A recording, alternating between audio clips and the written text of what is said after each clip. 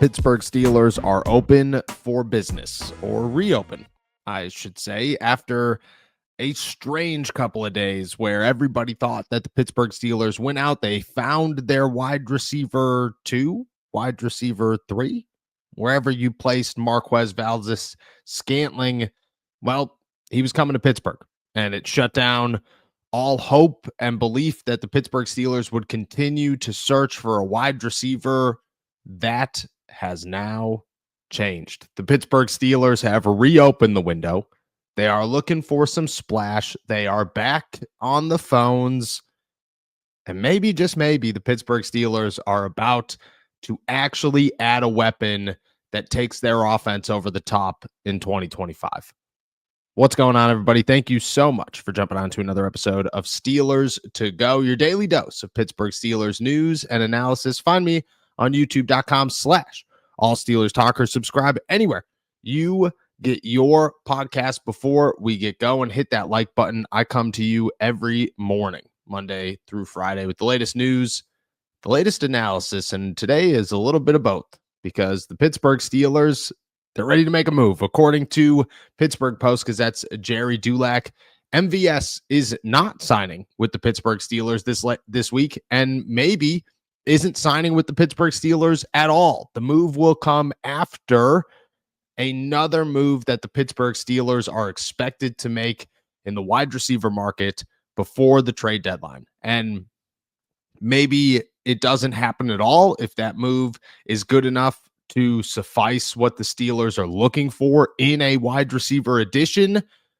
But either way, it opens the door back up and it gets everybody excited to go. The Pittsburgh Steelers are back and they are hunting and they are making phone calls and they are ready to go.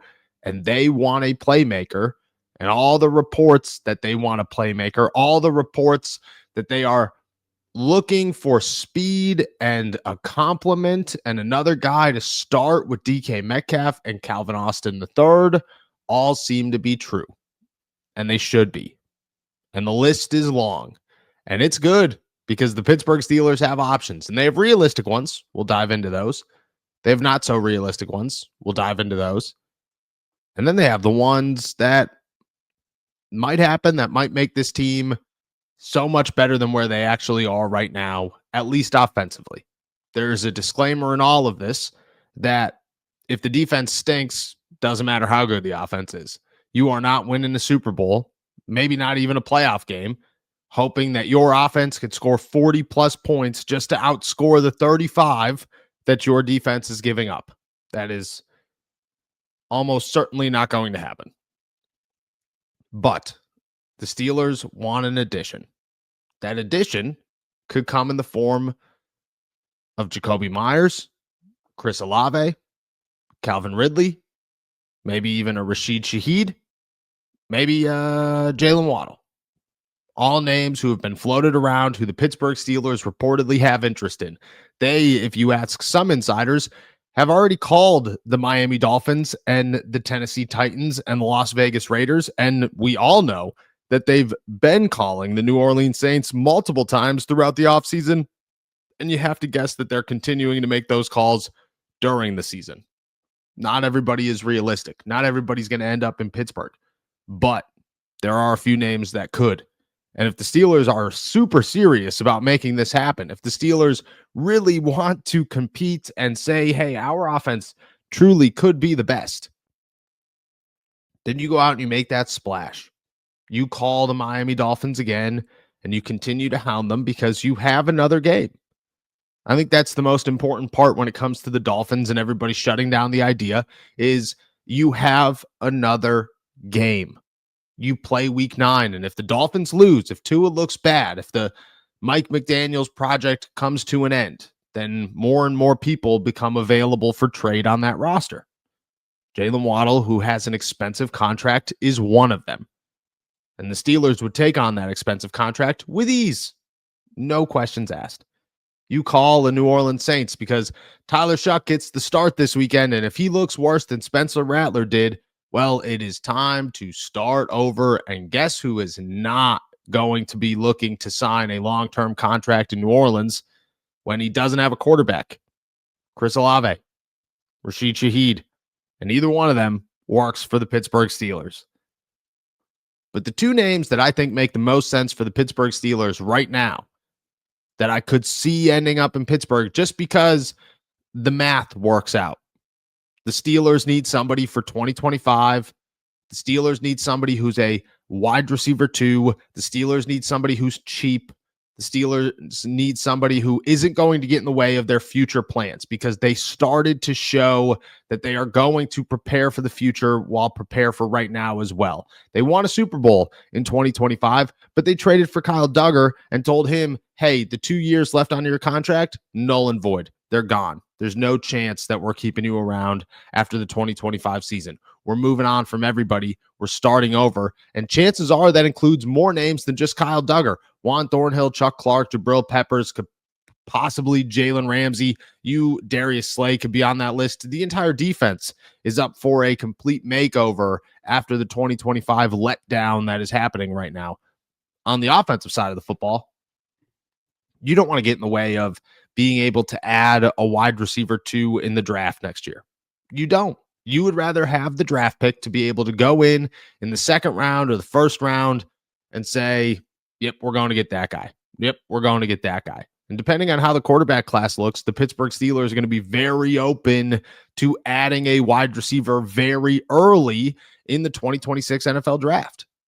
They know the importance of it. Everybody else knows the importance of it. It's been a long time since the Pittsburgh Steelers have homegrown an elite wide receiver 1, and they would like to go do that next to DK Metcalf.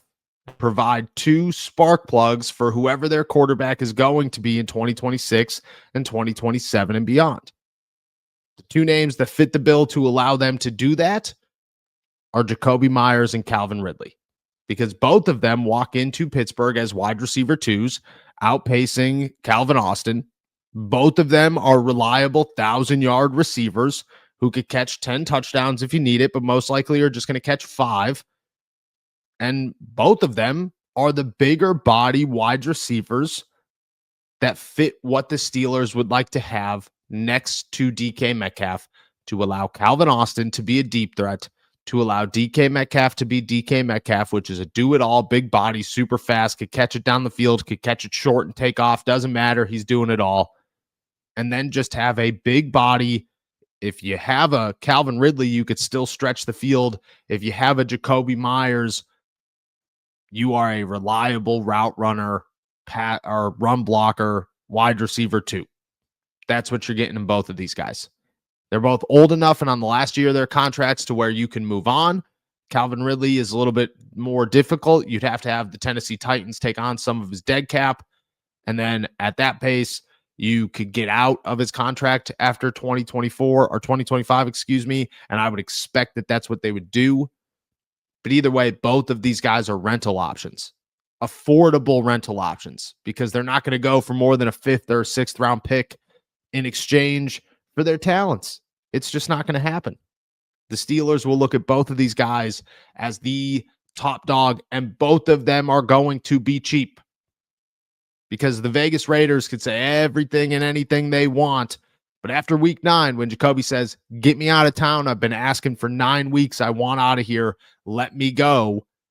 And the Las Vegas Raiders have 1 win on the season, and it's all over. Even the return of Aiden O'Connell isn't going to be enough to say we are going to keep Jacoby around. They're going to ditch him. They're going to get something while they could get something, because he's not going to re-sign after the season. Ridley, on the other hand, is going to be so cheap because the Tennessee Titans are just looking to sell house. Give everybody up to anybody who wants them to gain as many draft picks as possible, because they have one piece of their future together, maybe 2, in J.C. Latham and Cam Ward. That is it. Besides that, they are a ship that is already sunk, that they are just simply trying to find wood to rebuild. They get rid of all the older guys, and at 31 years old, Calvin Ridley's an old guy. Steelers are back on the market, and that is very exciting, because MVS is a quality wide receiver 3, wide receiver 4, if that's what you bring him in for. If you want to go out and get somebody and then sign MVS and replace two birds with one stone, cool, great, sounds good. But to only bring him in felt like the most Steelers move ever, and it had everybody disappointed, and it had everybody feeling as if this season's already over and this is it, and Mike Tomlin's given up, and Omar Khan's accepting his fate, and this is another classic Steelers letdown. Back on the market means that they are continuing to be the not your grandpa's Steelers. And that has not worked out in their favor so far. But they are 4-3. And if you ask anybody in that organization if they're a Super Bowl contending team, they will tell you yes. So they're going to go out there and they're going to try to make a wide receiver move that keeps them contenders while they figure out the defense. And that's really all you can ask for right now if you're the Pittsburgh Steelers and the Pittsburgh Steelers fan base.